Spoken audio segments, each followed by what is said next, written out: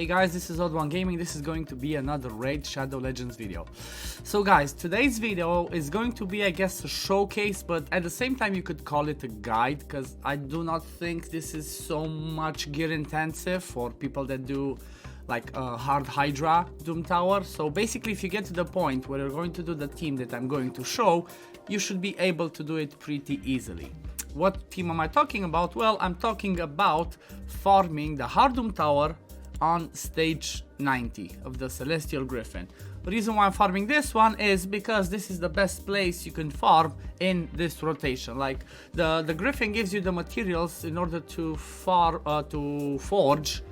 the Guardian set, which is obviously the best one of this rotation. You have the other options of farming the like boosted lifesteal, which is not as useful at this point in the game, or you can get this one's from the Eternal Dragon, or the Affinity Breaker, which is really bad, or the Fatal one. Maybe the Fatal one could be decent for some DPS champs, but honestly not as good as the Guardian set that you can get. Guardian being really good to be used in PvE, in arena, like on certain champs in arena, such as Ursaga, Vogoth, Helior, Wither. Like there's several champions that you can use, and usually it's like people that you want to be tanky and soak up the damage. There's also builds in Clan Boss that you serve, so if you're not using an unkillable build, you can put some of your champs in the Guardian set to mitigate a little bit more of that damage. I think Victor Tess even used it to like hit his world record team. So basically the team that I'm using here is my Tomb Lord. My Tomb Lord is still in the build that I used him for Scarab on the previous rotation to like solo the boss part. In the same build he can solo farm Dragon 25 and do some other stuff. I'm using him in the lead for that extra accuracy. Then I'm using Tronda and Soulless basically to like nuke down the waves. These two can be anybody else. I'm using Brogni for a little bit of a shield in there, and like block debuffs. His A3 is really insane in there. He's just like in a randomly tanky build with a little bit of accuracy that I used him on Hydra. And then the main event is Ninja in here. The way that I have it set up, at least for me, is I have it set up so that Brogni starts with the A1 on the first wave, then he does the A2 on the second wave, and then he has his A3 for the boss part. The way you would set up here, it would depend on the team that you're bringing. So basically, it's when it comes to these types of teams, you need to tweak it so that it works for your team, for your champions. You might not have Soulless, you might not have Tronda, and you might not have Brogni. You can bring somebody else instead of Brogni. Like the only key champion for me in here, honestly, is Ninja. Or like you might not have Tomb Lord. You can bring somebody else. You basically just care to get with like maybe 2-3 champs at the boss part, and you care mostly about Ninja doing the job. So let me show you how the run goes, and then I'm gonna show you the builds of like the key champions. So let's take this one for a spin, and as you can see, the time is pretty good, 1 minute and a half and only 44 turns. I mean, for me, I don't really ever care about the turns it takes. I care about the time. If it moves really fast, like anything that's 1 minute, 2 minutes or so, I'm happy to farm it like that. If it goes over, then I want to look into it and try and tweak it to get it to be a little bit faster, because time is of the essence with this game. There's so many things to do in this game. There's so many things that waste time that it's just annoying. So let me move myself over here, I guess. Okay, so as we see, the first wave taken down by Tronda. We come to the second wave, does A2, he does whatever. Tronda nukes, doesn't kill it, Soulless finishes. And then when we get here, he gets a turn, that's fine. He gets the skill out of the, now we have the shields. So basically we put the debuffs on it. He just sends it back, but we don't take it because we have the block debuffs. The good thing with Brogni in here as well, he gets us to do a little bit extra damage because of his reflect on the shield, as you saw those War Master procs. But the main event here is Ninja. You saw earlier when he did his A2. Let's see when he does it again. The damage that Ninja does is actually insane. I don't even have him crit capped. I don't even have him with insane damage. I'm just relying on his A2. So let's just watch it now, slow it down. Okay, we get the speed from Tomb Lord. And watch this. Boom, boom, boom. Look at this. The damage output from Ninja is just insane. So this is the team that I was testing out. I think I've seen Smiley use something similar. He was using something with what's it called? Elenaral. I think he was using Elenaral that has HP burn on the A1. I was just thinking like, okay, I'm not using Ninja in other areas. Like, I don't use him in Clan Boss anymore, so I thought, okay, his kit looks really good. I've heard other people, and I spoke with like some other people saying that they use him in a different build, like getting him to be more tanky, to use for like Doom Tower or to do bosses, or even in Hydra. Like in Hydra is the first time that I got him in a tanky build, even before I talked with somebody else. So look at this, guys, 1 minute 33, 46 turns. Look at Ninja's damage, 1.4 million. Trunda got a lot of damage because she took down the waves. Tombler, Brogni and Solace, not so much. He is the MVP here. This is just insane. So let's have a look at their builds. So like I said, Trunda is basically my arena build, nothing too special. I mean, she has crazy damage, but it's nothing that I had to optimize for just for Doom Tower, which I usually try to use my champions in the same builds that I use in one area to use them in the same area. So like as an example, Trunda is arena, and when I take her to nuke down some waves in Doom Tower.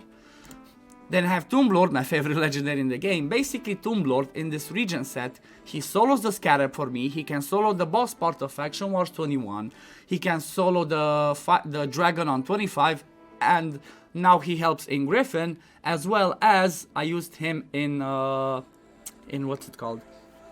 In Hydra. Same build, same thing. Didn't change anything. Used him for the same thing. These are the stats for Tombler. Good HP, good defense, don't really care about the attack. Good speed, 100% crit rate because you want that. 400 resist, a little bit high, and 283 accuracy. Reason why I only use 283 accuracy is because of his 70 lead, which gets him to the 350 accuracy minimum required for Doom Tower bosses. He's fully booked, obviously. His kit is really insane. These are the Masteries, in case anybody cares about it. Let me move myself. These are the Masteries that I used for him. I used before the Oppressor, but I noticed that actually helps me more with Giant Slayer on the Scarab. It made it really faster. Like he does it at 240 or like 320. Okay, let me move myself back here. That's Tombler. Brogni has the... I think I should just keep myself in the middle. So these are the Masteries I have on Brogni. Some HP, a little bit of like... This doesn't really help. Like I have no idea why I did this. I think maybe it actually influences the heal he does from the shields. But like I mostly care about Giant Slayer for him. I mostly care about this to reflect, to do the damage when he reflects from his shield. And he's like, as you see, not like a certain set. He's like in 2 perceptions. Like I said, I built him for my Hydra key, for my brutal Hydra key. So he has good HP, good defense. I wanted high HP on him so he places decent shields. Good defense, like really low attack. I didn't really focus on that. Good speed, good accuracy, and nothing about resist. I didn't care about his resistance. The reason I put him 100% crit rate is because it wasn't that difficult, and he can do a little bit of extra damage to maybe increase a bit the shields that he puts on. Then my Solace build is again like for a certain arena build. It's like not even crit cap because I just move some gear around these days. Like he's just decent. He's nothing crazy.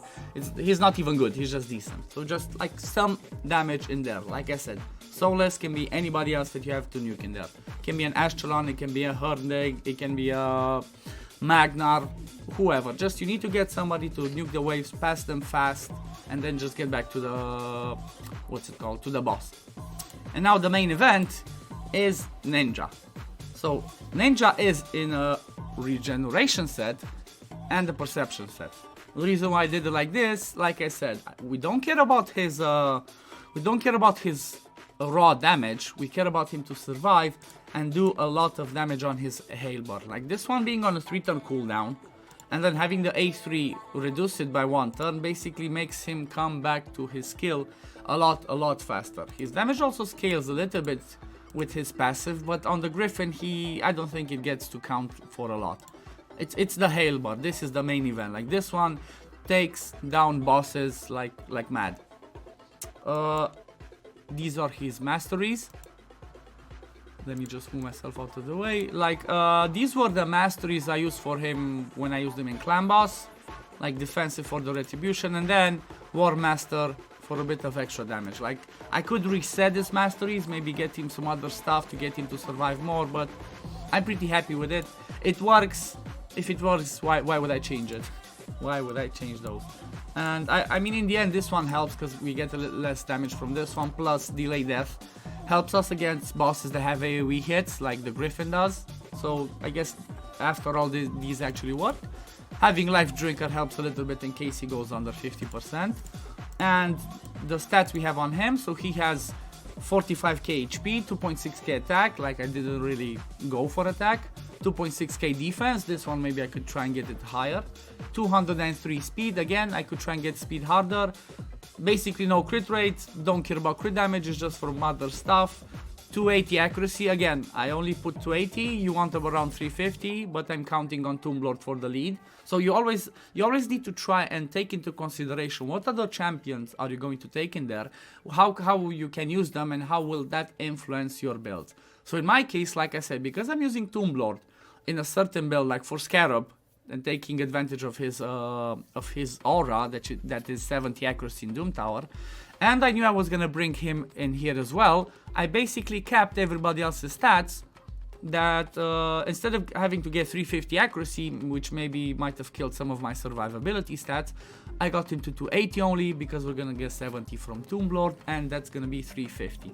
I got him at 355 resist, because I want to resist especially the heal reduction from the Griffin, but at the same time I want to resist when we deplete the third meter, or when he transfers the debuffs back. So this is his build. Honestly, the stats are not that insane. Like for hard Doom Tower level, like you need certain stats. You need to be at a certain level in game to even try and compete.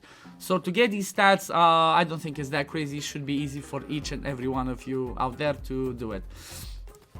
So that will be it for this video, for this showcase slash guide today. I hope this one was helpful. I hope it's maybe this one's gonna give you, some of you out there, ideas. If you have Ninja and you want to try and use him in different areas, this might be an idea to think to use him in a different way, not just for like raw damage. The good thing about this build, you can use him to like you can use him the same way, like I said, in Hydra, or you can even use him as your DPS. If you're doing like a Seer comp or a Poison Explosion comp, you can use him on the Dragon as an example to take down the boss. So any stages where there's a boss, bring Ninja in there, he's gonna smack, he's gonna clear everything, it's gonna be awesome. Anyway, I've rambled enough. Hope, like I said, hope this video helps you guys out there, and I will see you all in the next video. Peace, love you guys, take care.